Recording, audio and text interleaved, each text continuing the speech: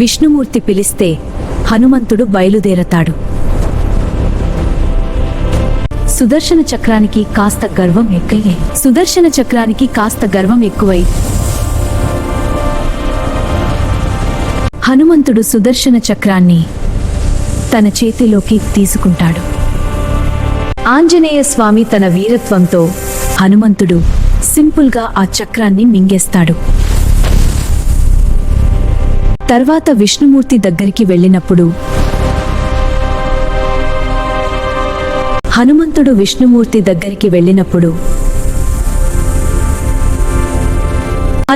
విష్ణుమూర్తి దగ్గరికి వెళ్లి జరిగిన విషయం చెప్పి నోరు తెరిచి చక్రాన్ని బయటకు వదిలేస్తాడు.